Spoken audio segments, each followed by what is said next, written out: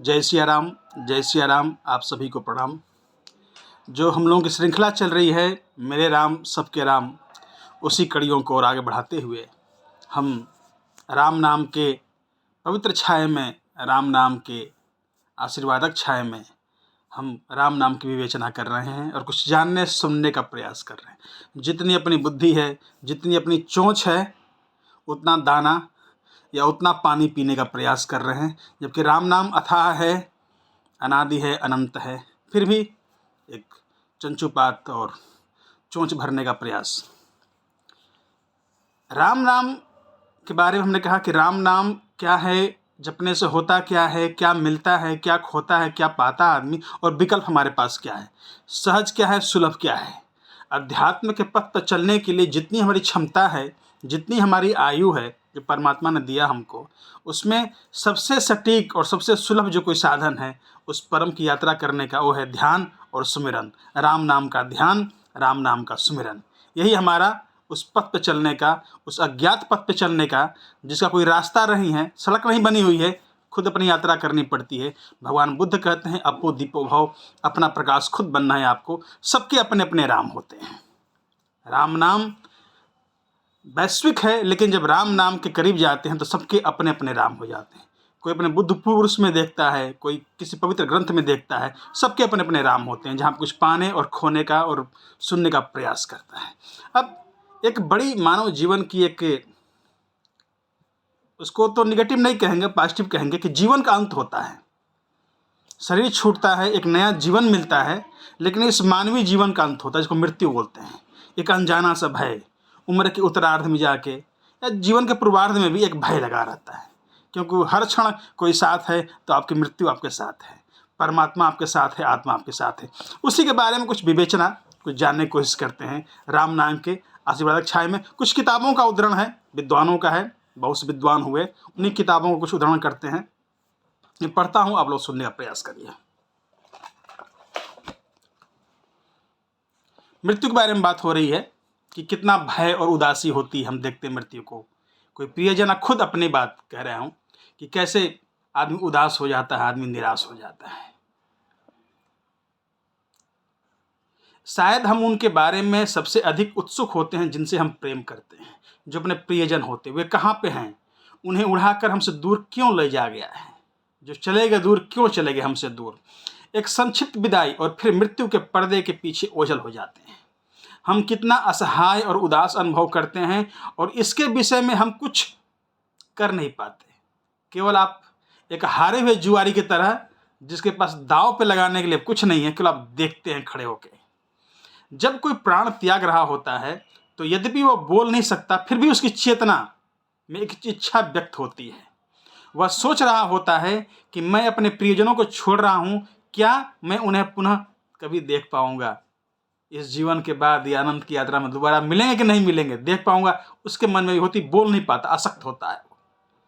जिन्हें वह पीछे छोड़े जा रहा होता है वे भी सोचते हैं, जो उसके मूक दर्शक बन के देखते हैं अपने प्रियजन को जाते हुए, भी सोचते हैं कि मैं उसे खो रहा हूं, क्या मुझे याद रखेगा, क्या हम पुनः मिल पाएंगे। एक वेदना होती है। लेकिन जैसे कोई पिंजरे में चिड़िया कैद है, और जब तक कैद है उसको लगता है कि यहाँ तो रोटी मिल रही है, पानी मिल रहा है, पिंजरे के अंदर एक दुनिया बसी हुई हमारी, बाहर की जरूरत क्या है। लेकिन जब पिंजरे से बाहर निकलता है, थोड़ा उसको भय होता है, एक उदासी होती है कि संबंध टूट रहे हैं, संबंध बिछड़ रहे हैं, अब मुझे उड़ने के लिए अनंत आकाश मिला हुआ है। वो कैसी दुनिया होगी। लेकिन जब निकल जाता है पिंजरे से बाहर, उस भय से, उदासी के दायरे से, शरीर के पिंजरे से बाहर निकल जाता है, तो उसको एक अनंत आकाश उड़ने के लिए मिलता है, कि लगता है कि मैं कितना फ्री हूँ, कितना स्वतंत्र हूँ, कितना उन्मुक्त हूँ, कितना आज़ाद हूँ इस पिंजरे से बाहर निकल के। थोड़ा सा उसका उदाहरण देखिए। मृत्यु होने पर आप भौतिक शरीर के सब सीमा बंधनों को भूल जाते हैं। जितने सीमा बंधन हैं कि मेरा ये है, ये है, ये बैंक बैलेंस है, मकान है, पत्नी है, पति है, जो भी हो, उसको भूल जाते हैं। फॉरगेट, आप भूल जाते हैं। यही जीवन का रियलिटी है। जिसके लिए आप करते हैं वो भी भूल जाते हैं, और आप भी भूल जाते हैं उनको, और अनुभव करते हैं कि आप कितने स्वतंत्र हैं। पहले कुछ क्षणों में भय की भावना रहती है। जैसा मैंने कहा कि पिंजरे से बाहर निकलने में चिड़िया को भय होता है कि बाहर कैसे दाना मिलेगा, कैसे उड़ पाऊंगी। भय की भावना रहती है अज्ञात भाव, अज्ञात भय है, उस भय का कोई नाम नहीं है, आप भयभीत हैं किस वजह से पता ही नहीं है, लेकिन भय है आपके अंदर। किंतु वस्तु का भय, जिसे चेतना अपरिचित है, परंतु उसके बाद एक महान अनुभूति होती है, आत्मा चैन की, सुंदरता की, हर्षपूर्ण खुशी का अनुभव करती है।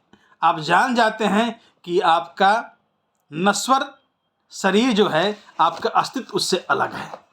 जो आपका अस्तित्व है, जो आप हैं, उस शरीर से, इस शरीर से बाहर आप हैं, इस शरीर से बाहर आप हैं। और कितने हर्ष का, उन्माद का और फ्रीडम का अनुभव आप करते हैं शरीर से बाहर निकलने के बाद। यही मृत्यु का एक रहस्यमय पर्दा है, जिसको हम मानव जीवन में महसूस करते हैं, देखते हैं कितना भयक्रांत है, क्यों भयक्रांत हो जाते हैं। लेकिन राम नाम का जो हमारा मूल विषय है, वो राम नाम है। जब राम नाम का ध्यान करते हैं, राम नाम का चिंतन करते हैं, राम नाम का सुमिरन करते हैं, तो जीते जी भी इन अनुभूतियों को प्राप्त कर लेते हैं। जगत मिथ्या ब्रह्म सत्यम, उमा कहूँ निज अनुभव अपना, सत हरि भजन जगत सब सपना। परमात्मा के ध्यान से, राम नाम के ध्यान से आपको ये अनुभव हो जाता है कि आप क्या हैं। आप केवल शरीर नहीं हैं, मानवीय संबंधों में बंधे पिंजरे में कैद नहीं हैं, आप एक उन्मुक्त आत्मा है, एक अनंत आकाश उड़ने के लिए विहंगम मार्ग आपका है। जहाँ पे हंस उड़ता है, आप भी उड़ते हैं। ये होता है केवल राम नाम के जप से, राम नाम के ध्यान से, रामचरित के चिंतन से और परम चेतनाओं के सानिध्य से मिलता है। ये आप क्या हैं, जब तक शरीर में हैं नहीं जान पाते, मरने के बाद सब जान पाते हैं। लेकिन राम नाम के ध्यान से, राम नाम के चिंतन से जीते जी, जब तक सांसों का खजाना है आपके पास, आप अपनी चेतना को, अपने को जान लेते हैं कि आप हैं क्या। यही राम नाम का मूल विषय है। अपने आप को जानो, आप हो क्या। आप उसी परमात्मा के अंश हो, उसी परम चेतना के एक टुकड़े हो, आप उसी परमात्मा के प्यारे बेटे हो। अपनी बात को यहाँ ख़त्म करते हैं। जिन लोगों ने सब्सक्राइब नहीं किया है, कृपया सब्सक्राइब कर लें। अपनी बात को अगली कड़ियों में और बढ़ाएंगे और देखेंगे राम नाम के साय में और क्या होता है। जय सिया राम, जय सिया राम।